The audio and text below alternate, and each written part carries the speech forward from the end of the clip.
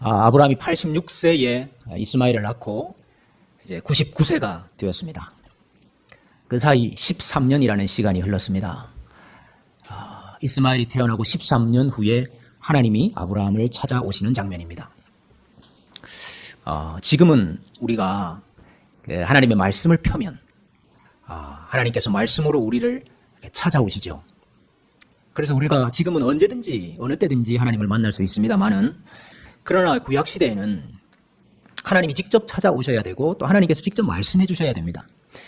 선지자를 통해서 말씀을 해 주시든지 아니면 꿈이나 또 환상이나 예언이나 이렇게 하나님께서 직접 말씀을 해 주셔야 하나님을 만날 수 있는 시대이죠.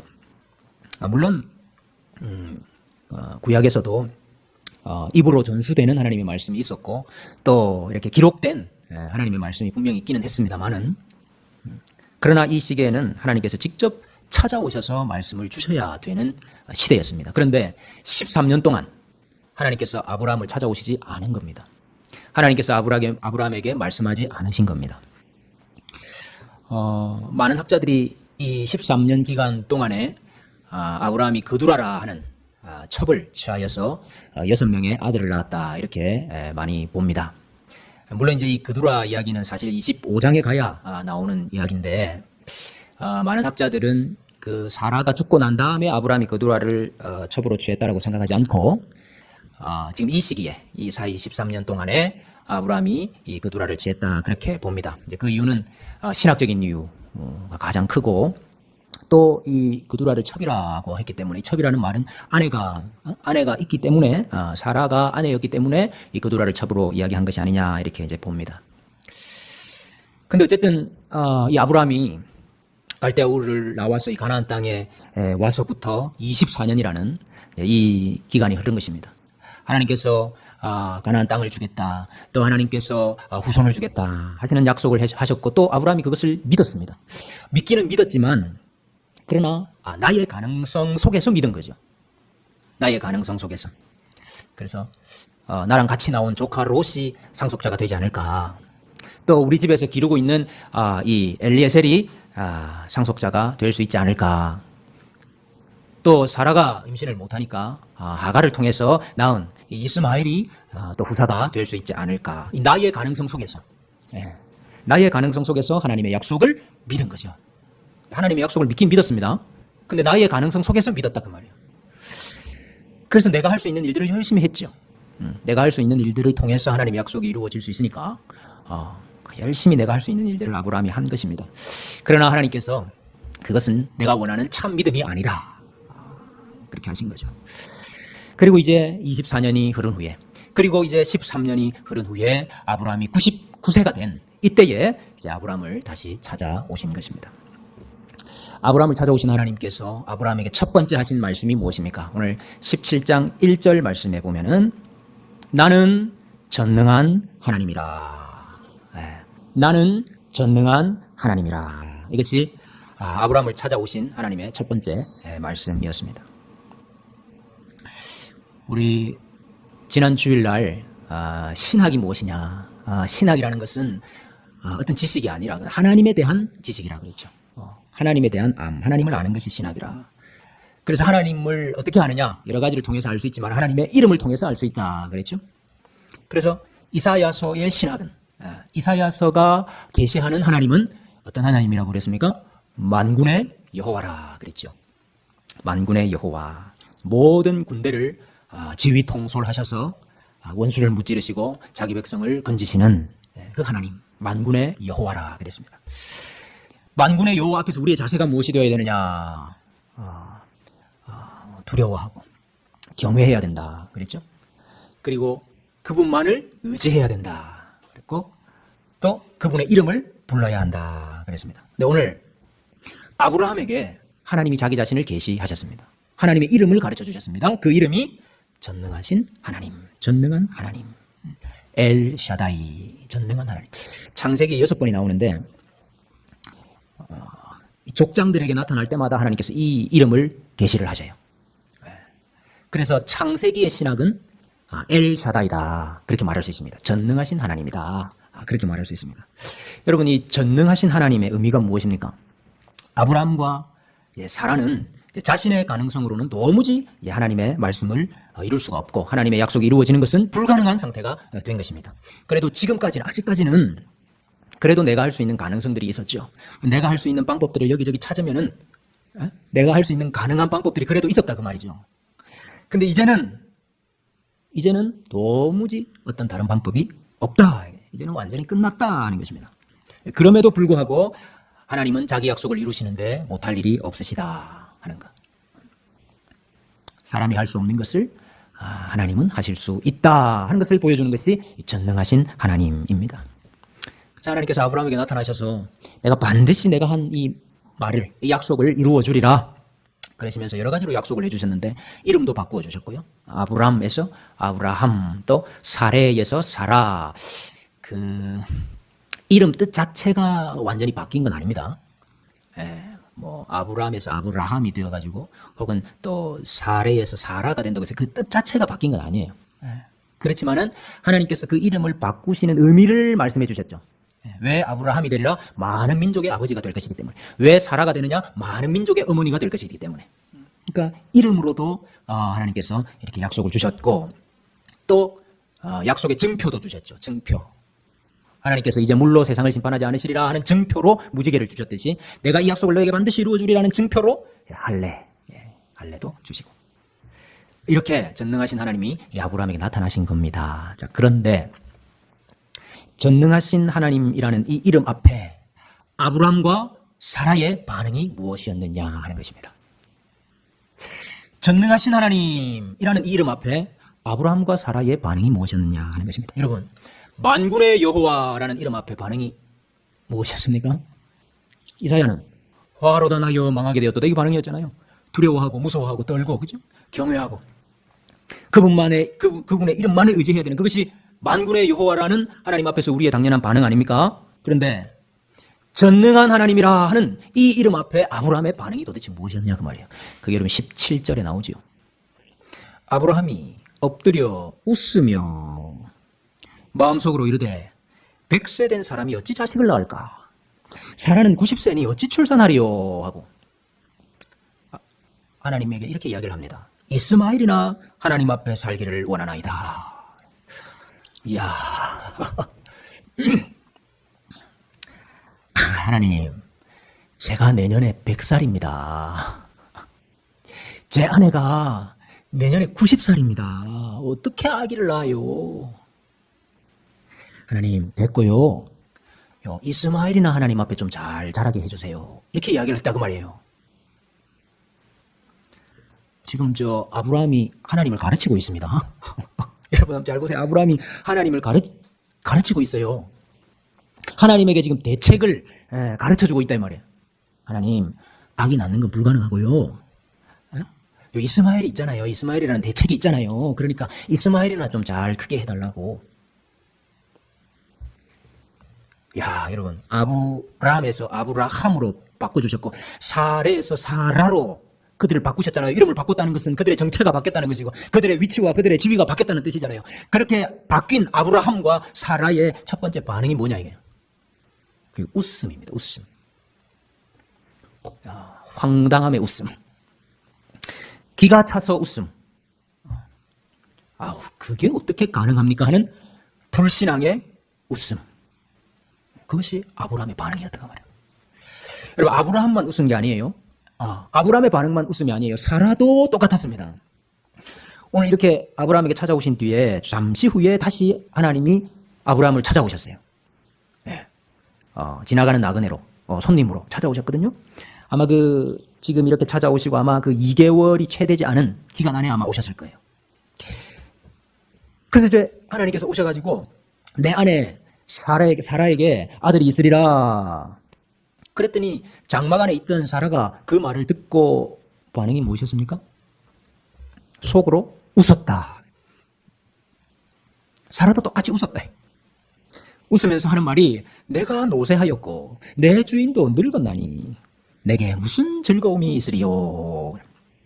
사라가 왜 웃었습니까? 어이없음에 웃음이에요. 어이없음에 웃음. 나도 늙었고 내 주인도 늙었는데 내게 무슨 이 나이에 즐거움이 있으리요. 어이가 없어서 웃었고 일종의 비웃음이죠. 이 비웃음이 무슨 뭐 악의를 가지고 비웃는 것이 아니고 무슨 뭐 적대적인 감정을 가지고 비웃는 것이 아니고 참 현실성 제로다 하는 의미의 웃음이죠. 비웃음이죠. 이야, 여러분이 곰곰하게 하면서 생각을 해보면 참 놀라운 반응입니다. 하나님이 나타나셔서 말씀을 하시는데, 그죠? 하나님이 나타나셔서 말씀을 하시는데 그 앞에서 웃어요. 네. 자, 근데 하나님이 이 아브라함과 사라의 웃음에 대해서 하나님은 어떻게 반응을 하실까? 네. 너 지금 웃었어? 너 지금 웃었어? 내가 웃기니? 내 말이 우스워? 하나님이 천둥 번개를 막 동원해가지고 화를 내시고 분을 내시고 막 혼을 내실 수도 있는 거 아닙니까?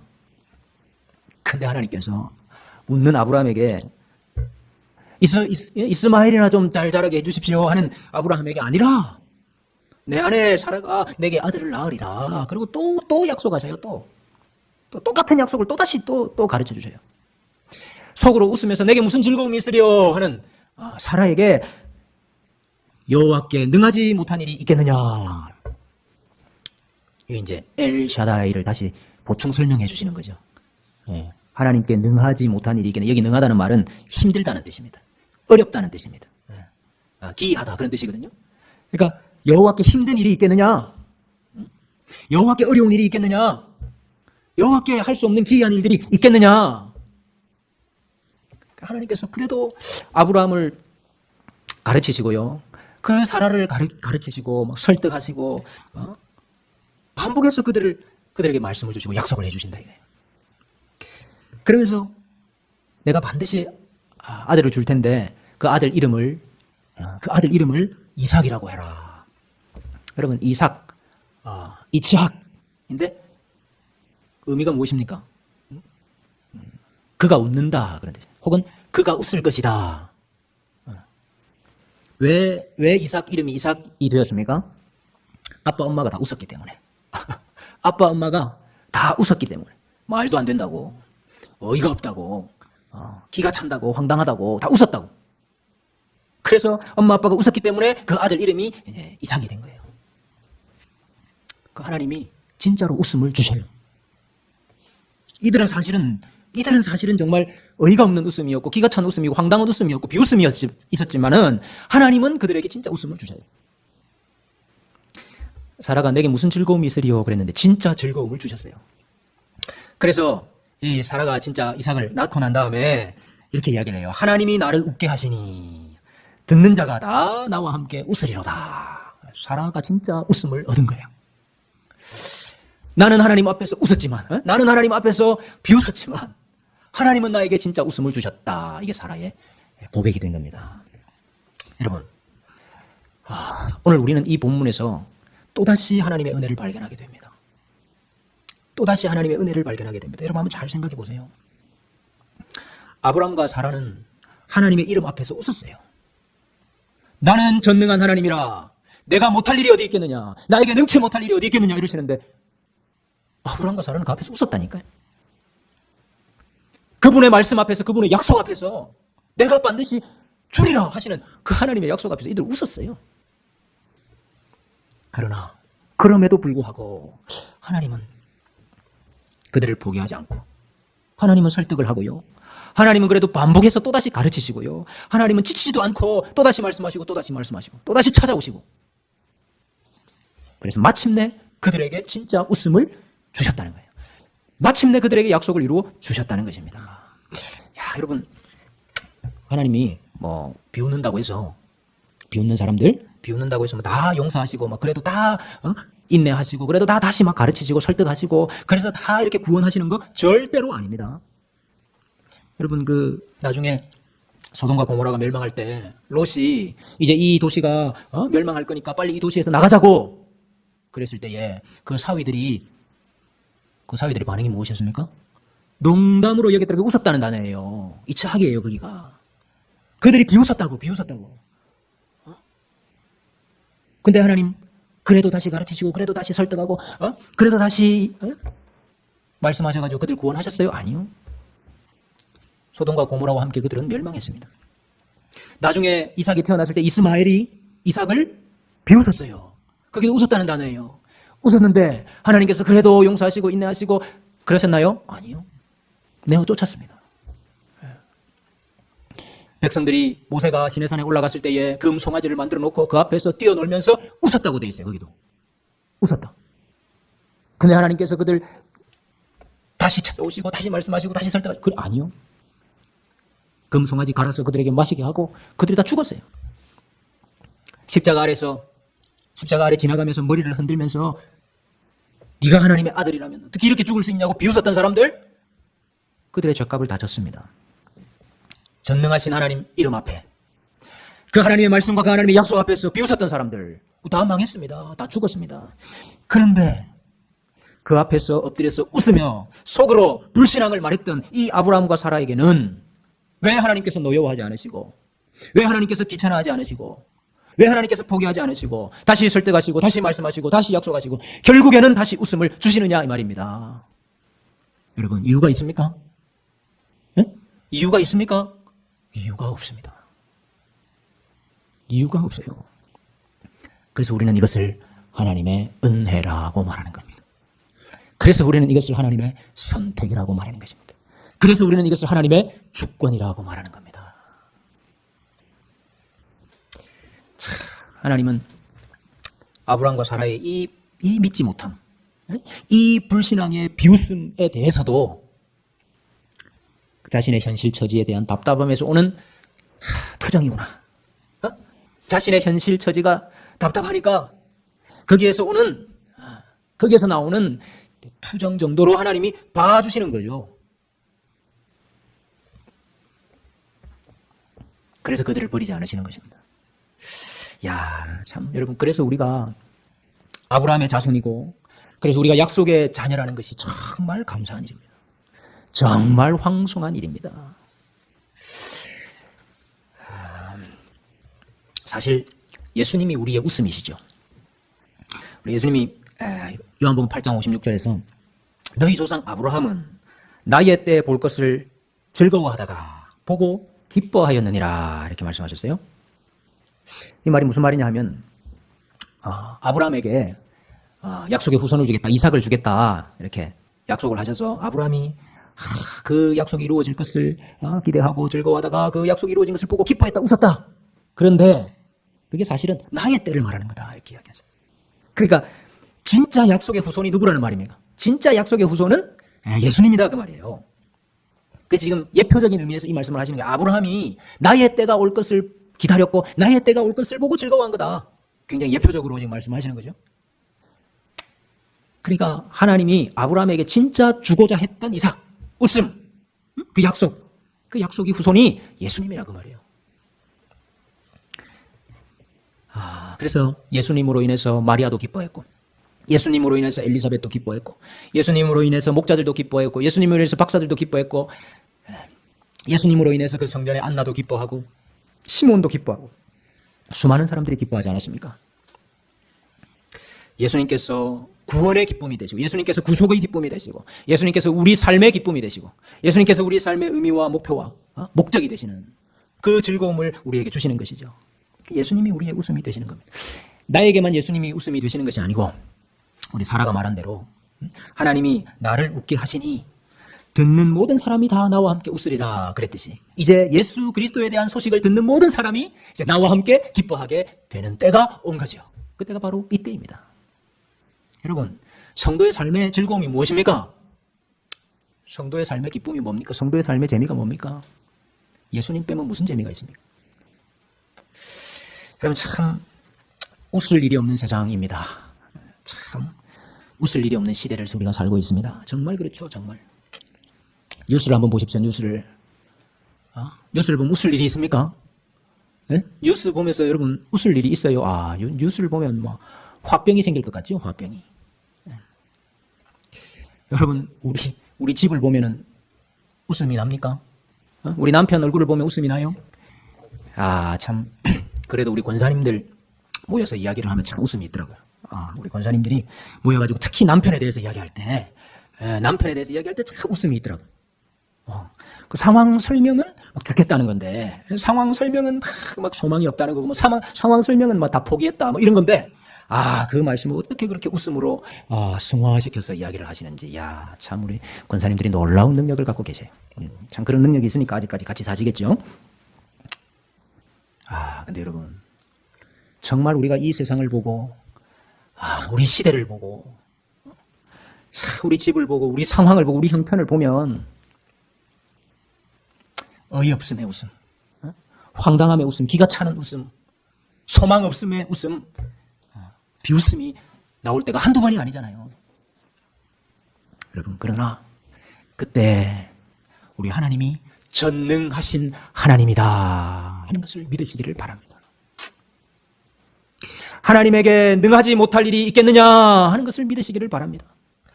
하나님께서 반드시 우리에게 웃음을 주시리라 하는 사실을 믿으시기를 바랍니다. 형편이 없어요. 지금 보면 형편이 없어요. 그런데 그 뒤에 전능하신 하나님이 계신다 하는 것을 볼 때에 우리에게 소망이 있는 것입니다. 여러분, 현재가 전부가 아닙니다. 여러분, 지금이 전부가 아닙니다. 이게 전부가 아니에요. 하나님이 마침내 이루실 진짜 웃음이라는 것이 있는 겁니다. 전능하신 하나님이 아브라함에게 원하셨던 반응은 무엇이었습니까? 전능하신 하나님을 만났을 때 아브라함과 사라는 웃었는데, 전능하신 하나님이 아브라함과 사라에게 자신을 계시하시면서 하나님이 진짜 원하신 반응은 무엇이었습니까? 전능하신 하나님이 오늘 우리에게 원하시는 반응은 무엇입니까? 나는 전능한 하나님이라 너는 내 앞에서 행하여 완전하라. 하나님이 우리에게 원하시는 것은 너는 내 앞에서 행하여 완전하라 하는 것입니다. 완전하라는 말이 무슨 말입니까? 완전하라. 어떤 완전함의 요소가 우리 속에 있어서, 어떤 완전함이 우리 속에 있어가지고 다른 사람들이 볼 때 저 사람 진짜 완벽해, 저 사람 진짜 완전해, 이런 소리를 들으라는 것이 아니고, 내 앞에서, 전능하신 하나님 앞에서 완전하라는 말은 완전하신 하나님을 떠나지 말아라 그 말입니다. 전능하신 하나님이 계신다는 것을 염두에 두고 생각하라 이 말이죠. 전능하신 하나님이 계시다는 것을 염두에 두고 행동하라 그 말이죠. 전능하신 하나님에 대한 전적인 신뢰, 전적인 믿음, 그것이 내 마음과 내 생각과 내 행동과 내 걸음이 되도록 하라. 그것이 전능하신 하나님 앞에서 완전하라 하는 뜻입니다. 전능하신 하나님을 전적으로 신뢰하고 믿음으로, 그 믿음이 나의 마음과 생각과 행동과 걸음을 주관하게 하라 하시는 말씀입니다. 여러분, 우리는 늘 하나님을 생각할 때도 우리 자신의 한계와 우리 자신의 테두리 속에서 하나님을 생각합니다. 늘 사람은 하나님을 비교하는데 사람과 비교해요. 그래서 만군의 여호와라고 말을 해도 하나님 진짜 싸워서 이길 수 있어요? 전능하신 하나님이라고 말을 해도 하나님 진짜 하실 수 있어요? 그것이 늘 하나님 앞에서 우리의 모습입니다. 아브라함과 사라가 도무지 믿을 수가 없어서 웃음밖에 나오지 않았지만은, 그때도 하나님은 그들에게 진짜 웃음을 주셨다 하는 사실을 기억하시기를 바랍니다. 여러분, 사라처럼 내게 무슨 즐거움이 있으리요? 내게 무슨 즐거움이 있으리요? 그래서 우리가 어이가 없어서 기가 차서 웃음밖에 나오는 것이 없고, 가능성 제로, 현실 실현 불가능한 웃음밖에 나올 것이 없고, 불신앙과 비웃음의 웃음밖에 나오는 것이 없을 그때에도 하나님은 저 처지가 너무 답답해서, 저 현실이 너무 답답해서 저렇게 말하는 거지. 그렇게 하나님께서 참 우리를 봐주시고 그래도 마침내 우리로 웃게 하시고 마침내 전능하신 하나님의 그 역사를 우리 가운데서 이루어 주신다는 것입니다. 이것이 하나님의 은혜요, 이것이 하나님의 선택이요, 이것이 하나님의 주권적인 사랑인 것입니다. 여러분, 우리의 비웃음을 참 웃음으로 바꾸어 주시는 전능하신 하나님을 의지하고, 여러분 다시 힘을 내시고 믿음으로 살아가시는 모든 주님의 교회 성도들 되시기를 주님의 이름으로 축복합니다.